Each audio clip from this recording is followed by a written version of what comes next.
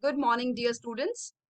Today we are going to do the last topic of the chapter excretory products and their elimination, which is renal diseases.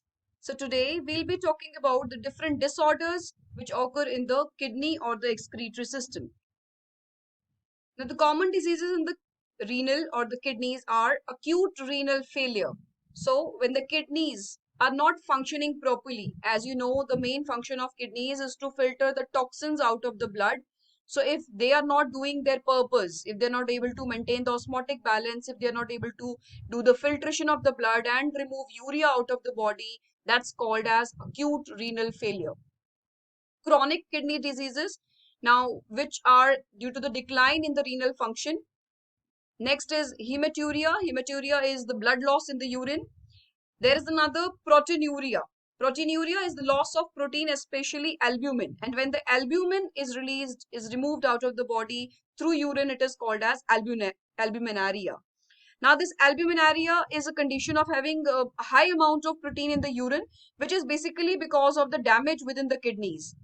Proteinuria in diabetes is because mainly either of the long-term hyperglycemia. The word hyperglycemia stands for high blood sugar levels, or it may even be caused because of the hypertension. As you know, hypertension stands for high blood pressure. Now, microalbuminaria is another problem, which is the slight increase in the urinary albumin excretion. Now, the electrolyte disorders include the amount of the acid-base imbalance in the body. There can be these kidney stones called as the renal calculi. Now, these renal calculi are formed in the kidneys because of the deposition of salts, either oxalates, which is the uric acid crystals, or the other substances like cholesterol and other calcium, which are formed within these crystallized salts are formed, which are the insoluble mass within the kidneys. Now another is nephrosis. Now nephrosis is the degeneration of the renal tubular epithelium. Next is nephritis. Nephritis is the inflammation of the kidneys. Chronic or recurrent urinary tract infection. The urinary tract infection are the infections of the urethra. Now last time we were discussing about the urethra. You must remember that urethra in males and females are different, because in females as compared to males, the urethra, it is different because the urethra, as we say in the males, is the urinogenital tract, which is carrying both the sperms as well as the urine. But in case of the females, it is only the urinal tract. In the case of males, the urinogenital tract is long, but in the case of females, it is comparatively shorter. So always remember this, that there are differences between the urethra in the case of males and in the case of females. So these urinary tract infections are mainly in the females. They usually suffer from this because of this urinary tract which is open, because of the opening in the urinary tract. Now, hypertension as that has failed to respond to multiple forms of the anti-hypersensitive hypertensive medication or could have a secondary cause. So this hypertension can also lead to problems in the kidneys. Acute renal failure. Now, acute renal failure is the rapid breakdown of the kidney function, which occurs when high levels of uremic toxins. Now, remember what is uremic, because I told you the main purpose of kidneys is to remove urea. So when the urea gets deposits in the body, because you know urea is toxic in itself, urea एक nitrogenous waste है जो toxic है, तो अगर वो body के अंदर deposit होना शुरू हो जाएगा, that will be called as uremia. So this uremic toxins अगर बढ़ना शुरू हो जाते हैं because of the acute renal failure. Now this ARF, which occurs in the kidney when the kidneys are unable to excrete the daily load of the toxin in the urine. Based on the amount of urine that is excreted over a 24-hour period, patients with ARF are separated into two groups: oliguric. Oliguric means which have less than 500 ml per day, or non-oliguric, which means more than 500 ml per day. Now manifestations of the uremic syndrome, आपको कैसे पता चलता है, क्या symptoms appear होते हैं अगर किसी के अंदर यूरेमिया हो रहा है, किसी के अंदर अगर यूरिया डिपॉजिट हो रहा है, सो किस तरह के मैनिफेस्टेशंस आ रहे हैं, सो उसके बारे में डिस्कस करते हैं. Two groups of symptoms appear होते हैं.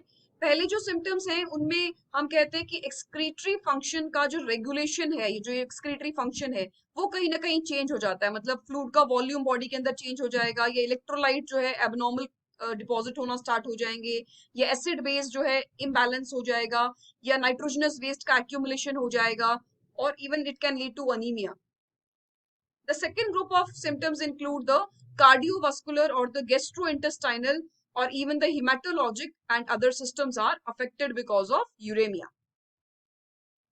Now, the process which is used in the case of acute renal failure, as we discussed, is generally the hemodialysis.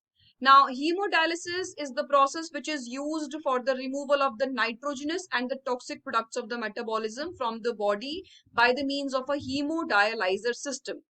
Now, the exchange occurs between the patient's plasma and the dialysate across a semi-permeable membrane that allows the uremic toxins to diffuse out of the plasma while retaining the formed elements and the protein composition of blood. This consists of a dialyzer, the dialysate production unit, the roller blood pump, heparin infusion pump, and various devices to monitor the conductivity, temperature, flow rate, and pressure of the dialysate, and to detect blood leaks and arterial venous pressure. Now, it has to be done 3 times per week, with each treatment lasting approximately 3 to 4 hours in the patients with acute renal failure.